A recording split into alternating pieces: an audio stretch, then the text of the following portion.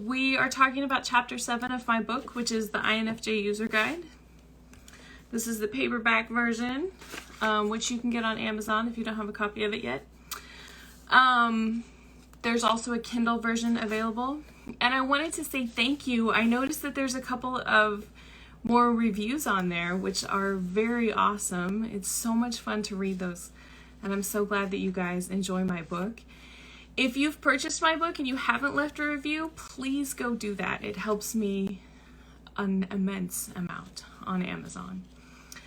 Okay, so we're talking about chapter 7 tonight, which is all about our INFJ strengths. Katie, there is a link.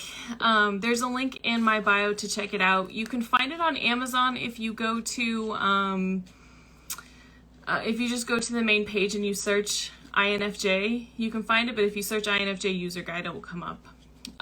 If you're talking about the Come Home Challenge, you can find that on my website, which is infjwoman.com. But yes, and again, my book, it's purple, and I don't think any of the other ones are purple, but it's called the INFJ user guide. And again, I'm sorry it's backwards. That's Instagram for you. Okay, so we're talking about chapter 7 tonight, which is all about INFJ strengths. I like this chapter a lot because as INFJs, we tend to focus on all of our weaknesses. We're very good at noticing problems because we like to fix things, right? So we're good at saying, ooh, here's like everything that's wrong, and let's focus on what's wrong and fix what's wrong. But we're not so good at saying, hey, here's the good things. Let's celebrate what's good. At least I'm not. I'm terrible at that. Sometimes I go searching for lists of like strengths just so that I can have something good to focus on, just something positive. So let's talk about that a little bit. One of our biggest strengths is that we're very insightful. Because of our intuition, we're very good at noticing a lot of things that other people don't notice. And for me, that was kind of like a big realization, because I think we get into this habit of thinking that everybody thinks the same way that we do, that everybody knows everything that we do. And so you kind of have to take a step back and study some of the other personality types to see how they look at things. And it's also fun when you know that some of your friends or family members are other personality types to ask them how they think about things. And a lot of them don't know. So it's kind of like a weird question, and they're like, what do you mean, how do I think about things? You know? But if you ask them, like, how do you come to a decision? Like, what's your thought process? A lot of them don't know. But then you also realize that we think about things so much differently than they do. And because we take in so much more information and we process it a lot faster than they do, and really in a different way, then we come up with these insights that most of the time they're good. They can get us into trouble, but we'll talk about that next week when we talk about weaknesses. So these insights almost border on fortune telling. Now, I know that there are some INFJs who are psychic. I don't claim to be psychic. I don't think the majority of us are. I think of it as something in between how most people are and psychic. It's like we look at so many different options. We like to plan for the future, so we run through a lot of scenarios in our head. And we notice a lot of things about the past, and we notice patterns. And so then we can see things coming. And sometimes it feels like it's psychic.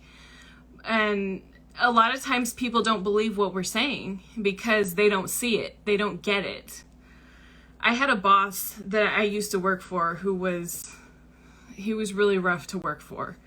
But every time we would get a new project that we had to do, we would plan events almost every weekend of the year. And every time that we had this new event to plan, I would be 12 steps ahead of him. And I didn't realize at first what was going on. He would be talking about the plan, talking about like this new project that we're working on and telling me all the details. And I'm just running through everything in my head, like organizing all of it very quickly and jotting down notes of things that I have to do and, you know, things that will make it easier for us down the road. And so I would ask him questions based on what was going on in my head, and he would get really mad at me. And he would say things like, "You're not understanding what I'm saying. And you need to stop with all of that and listen to what I'm saying." And at first I was like really offended, like what, I don't understand like why he's getting mad at me. And after a while I realized that he wouldn't take any of the suggestions that I made. And then we would get to the event day and everything would be a mess because he hadn't listened to anything that I said, and he didn't have the ability to see what needed to happen before we actually got there. And then it was too late to, you know, to make those type of plans and to do those types of things. So I realized later, I was like, oh, the problem is that he doesn't see it. I see it, he doesn't see it, and he doesn't want me to look like I'm smarter than him. And so he would rather just be in a mess than say, hey, you're better than me at this. You should be taking over this. So it was interesting. And then it was really interesting for me because I'm like, I can see the disaster coming. I know that it's going to be a disaster because he won't let me fix it, but I have to live with that and go along with what he says because he's my boss and I really needed the job. So yeah, that was frightening. But not only does history repeat itself, but people repeat the same patterns over and over again. So for us, with our intuition and our extroverted feeling, it's not difficult for us to see what's coming. You know, most people don't change. And so once you recognize their patterns, then it's like, oh, I know what you're going to do. I know, I've seen this before. I've seen this movie. I already know how it works. Like, I don't need any, I can give you the same advice I'd give you 12 times, you know? I don't even need to hear all of your story. That's just how it is. Some of us talk about deja vu. I'm sure that you've probably had this happen to you as well. I've had feelings sometimes where I get into a situation and it's like, I've been here before. Like I've been in this moment. I've had this conversation. I've felt these feelings, and you know that you haven't, right? You know that it hasn't been a conscious reality for you. But you have that feeling of like, no, I've experienced this. I've seen this at some point, and you just can't really put your finger on it.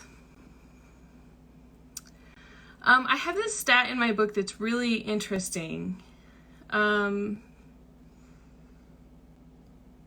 It says, let me read it's a short paragraph, so I'll read it to you.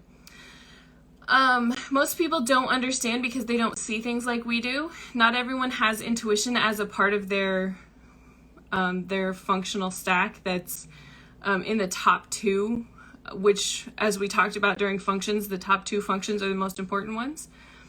In fact, only INFJs and INFTs have introverted intuition as the dominant function in their functional stack.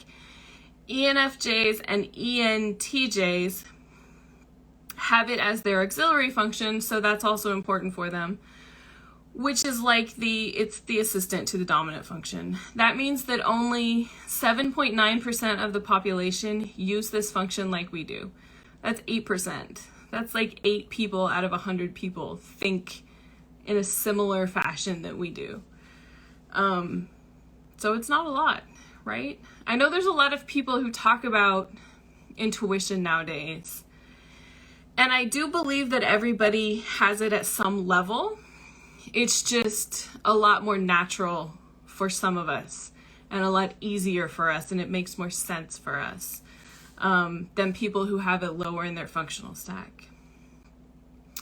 Something else that we're really good at is planning. Like we talked about with our intuition, our ability to see patterns and to make connections. We know what's coming, especially if it's a situation that we've been through before. We already know, if it's a new situation, it's like, okay, let me think about a million ways that this could work and some of the ways that it couldn't work, and let me plan for all of those things. And then when you've been in that situation, it's like, ooh, I know what I did wrong last time, so here's how I can fix it this time. It's even things that are like super simple, like traveling, you take snacks with you, and some people are like, you have snacks in your purse? And it's like, yeah, like I knew we were going to sit here for an hour. I knew that there wasn't going to be snacks available. I used to travel a lot for work with these events that I went to, and one of the huge mistakes that I used to make was, I'll just buy something at the airport. And then we would have, really tight connections, and I wouldn't get to eat for 7 hours. And it was like, something just as little as that can be like this huge thing. And the people that I was traveling with were like, I never thought about that.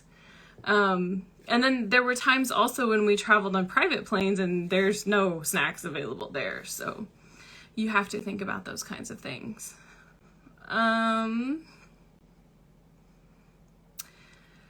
I know that a lot of things say that we don't like to look at details.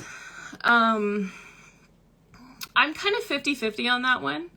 I know that I can see the big picture of a situation, and I can see how everybody connects to it and what's best for everybody involved. Sometimes I get hyper-focused on the details, and sometimes I really don't care about them. So I think that it depends on the situation and what type of details we're talking about. We're also, another one of our strengths is that we're very decisive. Now, this one, I've had people challenge this one a little bit. So let me explain it. I can be incredibly indecisive when it comes to big decisions, right? So when I was moving to Boston, when I was living in the Midwest and wanted to move to Charlotte, it literally took me 10 years to decide to move to Charlotte. And that, I don't know that it was as much indecisive as it was, I'm not really sure that this is going to work. I think it was more of a lack of courage and a lack of self-belief on my part. It didn't take me that long to decide to move to Boston, and that was like 10 years in between those things. Once I knew that I could move halfway across the country by myself, then I was like, sure, yeah, let's go for it. Let's do it. Obviously, when there are big decisions, when you're talking about finding the right job, your purpose in life, those types of things, those are things that we can wrestle with quite a bit. But once we know, and we don't usually go back and forth a lot. There are times, obviously, there are a lot of exceptions to the rules. And there are times when there are other things that are affecting you as well. So if you're under a lot of stress, if, the people around you aren't incredibly supportive, there's a lot of different things like that that can change the situation too. But as far as making decisions, and even like little decisions, we're usually very decisive. If you haven't spent any time around somebody who has a perceiving personality type, you don't know what indecisive looks like. My niece is an INTP, so she is very indecisive. And it can be something as simple as going out to a restaurant and she can't decide what she wants to eat.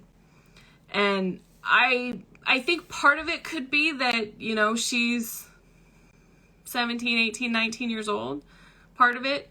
But I think a lot of it is just how her personality works, because we've had lots of decisions where she's been in like crisis mode, or we've had lots of discussions where she's been in crisis mode about making a decision. And so we've talked about like her thought process and what makes her comfortable in making a decision. And she really just wants to keep all of her options open. And even if she makes a decision, she's not sure of it. And So she wants the option to change it. I kind of think about Rachel from the TV show Friends. It was one of my favorite shows. But she had a thing in the show where when people bought her gifts, she wanted the option to return them. And I don't think it was as much her being like selfish. I mean, there could have been a part of that because that was kind of part of the storyline of her character. But I think a lot of it was just wanting the option, wanting to keep your options open. So decisive, determined is another one of our strengths. We have this amazing ability to dream really big dreams, to decide that we want something that's impossible, and then to go after it and to make it happen.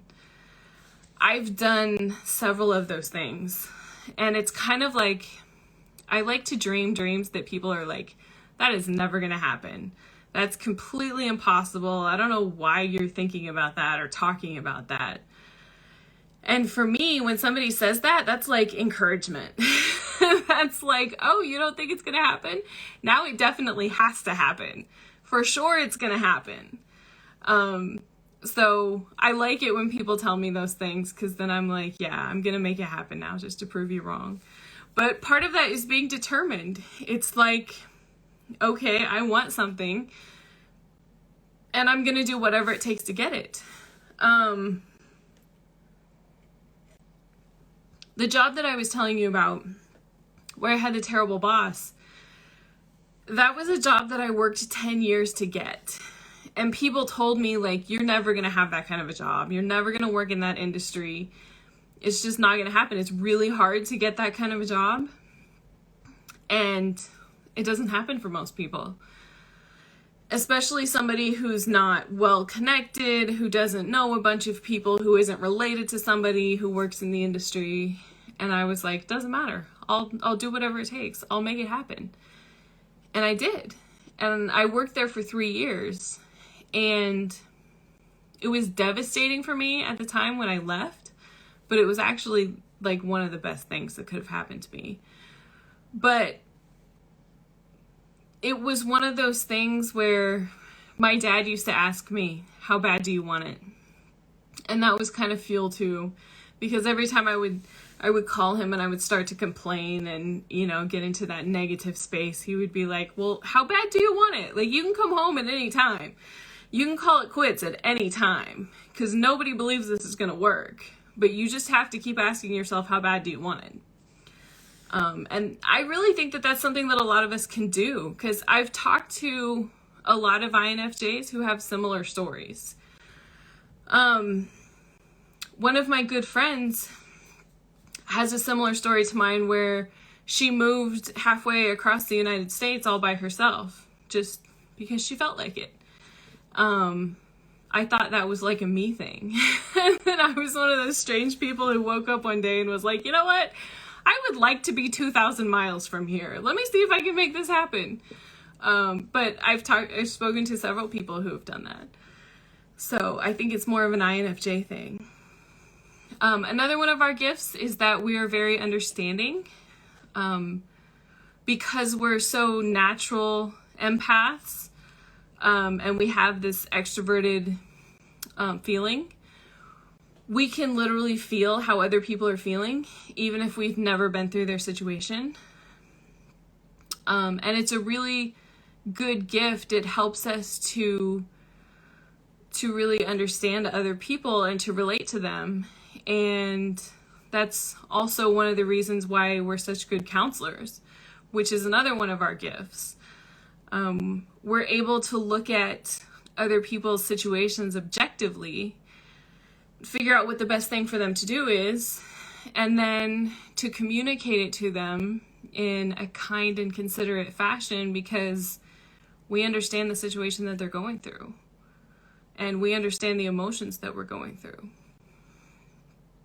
Both of these things make us really good at negotiating, because we like peace and quiet.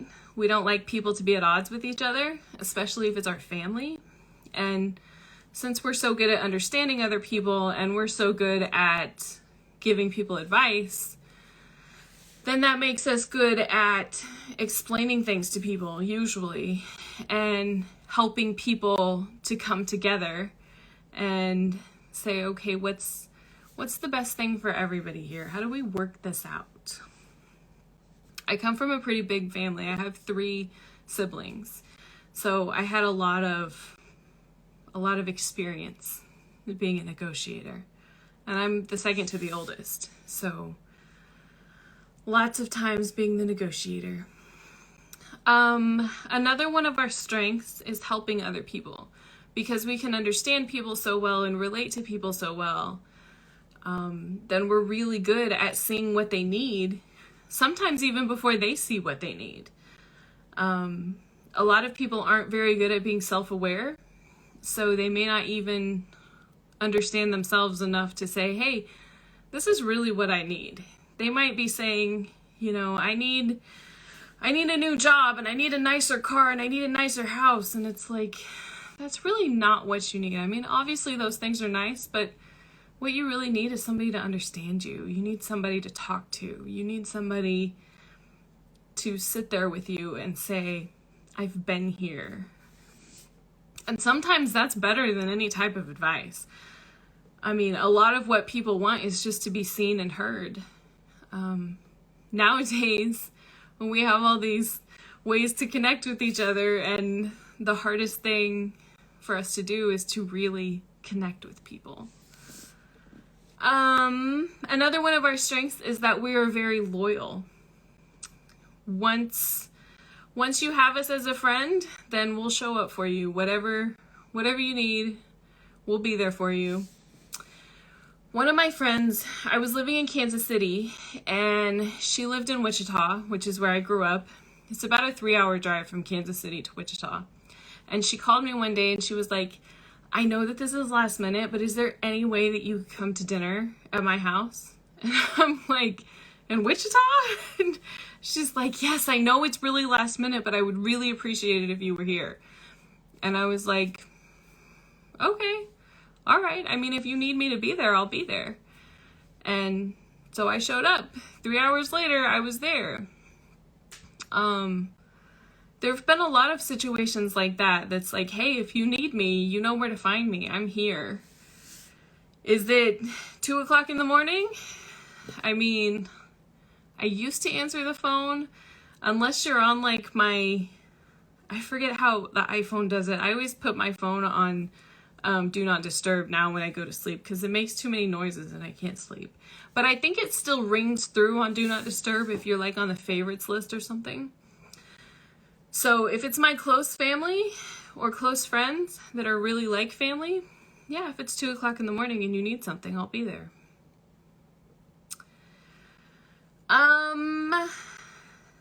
Another one of our strengths is that we inspire people. I think this really comes from having the ability to dream really big dreams and then accomplish them. Because once you have the evidence, then you want to go tell everybody, like, listen, this is what you can do. This is what I did. And if I can do it, you can definitely do it. And you want to help people. We want to help people. We want to see them succeed and be the best version of themselves that they can be. So that helps us to be able to inspire people. We're also creative. A lot of us have this really, I would say a pretty big creative side. I'm a graphic designer and I love doing that type of work. A lot of people think that means that I'm some kind of an artist. I'm not. I'm terrible at like drawing.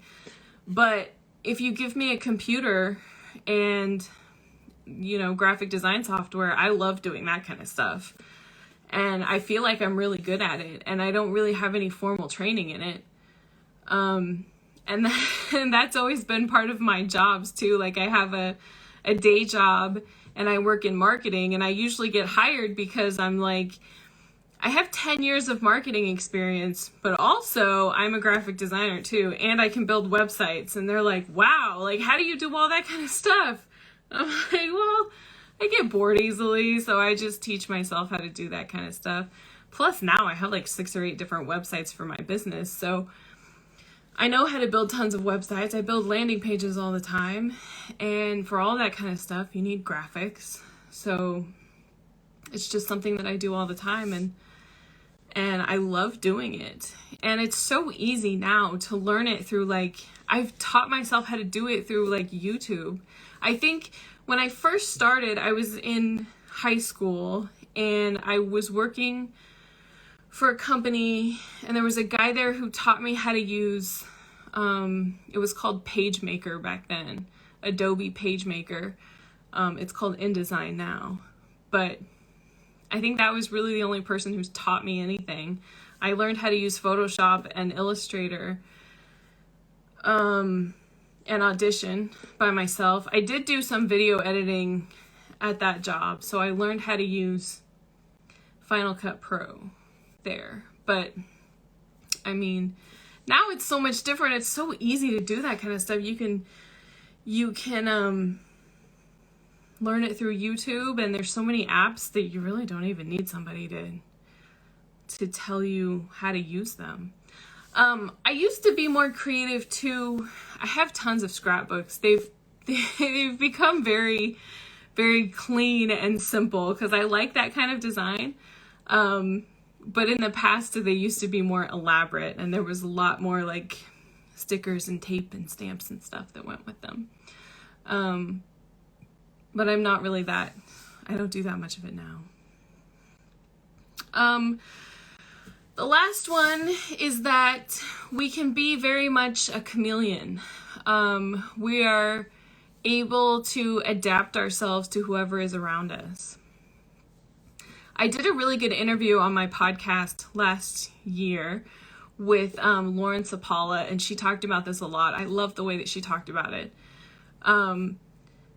She said that we are most ourselves when we're able to adapt to other people, because it makes us feel comfortable to make them feel comfortable. I agree with that to a degree. I think a lot of us take that too far and we become people pleasers. And that's obviously dangerous territory. But when you can keep a hold of it, and when you know where your boundaries are and you don't cross those, then I think it can be a really good thing. And it makes us really good at the jobs that we do, whatever we do, because, you end up with tons of different skills. Like I said, for me, I'm a graphic designer as well as I work in marketing. And I've learned a lot of different things just because I needed to learn them. I'm not the type of person who says, I don't know how to build websites, so I'm not going to do that. I'm the type of person who says, oh, you need a website to be built? Let me figure out how to do that. I can do that. I mean, I've promised people things that I could do things and I had no idea how to do them. But if you can sell it well enough, they're like, oh, cool, yeah, you can do that? I'm like, sure, yeah, I can do that. And now they're paying me to learn how to do it. And I mean, we're adaptable in other areas of our lives as well, especially around people.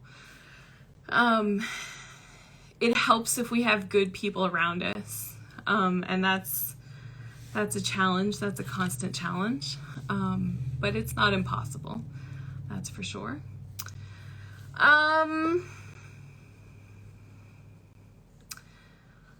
So yeah, those are our strengths. I think a lot of our strength really comes from our intuition and our ability to feel what other people are feeling. That gives us, this ability to see the bigger picture and to be considerate of others, to think about how what we're doing is affecting other people and to take that into consideration in our decisions. That's one of my biggest pet peeves. I think the thing that makes me the fastest is when people don't consider other people. When they do things and they're just like, no, I'm doing this for me, and like I'm not even going to think about anybody else. I think that's why I have such a road rage problem too. I think because people are like, you know, they pull out in front of you and it's like, hello, did you not see that there was nobody behind me? Like, you didn't even consider me. You just did whatever you wanted to do. So yeah, that's it. That's what we have. I see some comments. Let me see. I'm a depressed INFJ. Do you have any advice for me? I do. I know exactly what depression feels like. I have major depression, and that means that I've had depression for my whole life. The best thing that I can tell you to do, the thing that has helped me the most, is to figure out what your purpose in life is, to help other people. Kathy Heller has this quote that she says a lot. She says, the opposite of depression is not happiness. The opposite of depression is purpose. And I think that's true. It's been true for me, at least. It has helped me immensely. Since I started my blog almost 3 years ago, it gave me something to do every single week. It gave me something to focus on. It gave me something to learn about. And I even took a break towards the end of last year. I was sick for most of last year. And so I got extremely tired and really run down and just overwhelmed. I took on too much. And so I took a break for about 6 months because I was just feeling burnt out and like I needed a rest. But once I got my illness under control and I started feeling better physically, then I knew that I needed something to pull me out of the depression, because if you stay there, it just keeps getting worse. So for me, the best thing that helps is having a goal, having something that you're working on, having, writing down your thoughts helps. But like I said, my blog helped me so much. I made a commitment to myself to say, okay, every single week I'm going to post a new blog post. And I'm not going to be overwhelmed with it. I'm just going to put it out there. I was really good when I was in school at being an A student. But I was like, you know what? I'm not really a great writer. I don't really know that much about blogging. So I'm just going to get it done. Like, just be a C student. Just write enough to post it and move on to the next week. Sometimes people tell me, they'll send me these messages that say, oh, I just love your blog. I went back and read all of your old blog posts. And I'm like, whew, that's dangerous. Like, some of the old ones are like really bad. But I'm glad that you still like it. That you still read it even after you read the really old ones. Because I know they're not good. Even 3 years in, I'm still like, they're getting a little bit better, I hope. But it takes a lot of practice. Boundaries come with maturity, in my opinion. We might not know instantly what we want, but we can quickly determine what we don't want or can't deal with. That's true. I think it does get a little bit easier once you get older to know what you don't want. And to be able to set boundaries and keep them. That's been something that's incredibly difficult for me. And again, with boundaries, a lot of people say, okay, the healthiest way to set a boundary is to talk to the person that you're setting a boundary with and air your grievances and make sure that you communicate really, really well. And I agree that that's the healthiest way, but that's not the only way. And it may not be the best way in your situation. If you're not good at talking to people, if you've been a people pleaser forever and it terrifies you to confront somebody, then that doesn't have to be the only way to set a boundary. You know, space is a good boundary. Moving away from the people who you need to set boundaries with works very well too. If that's the only option, if that feels like the safest option for you, then there's nothing wrong with that. You'll get better with it with time. Like you say, the older that you get, the easier it is. And it's not easy. It just does get a little bit easier.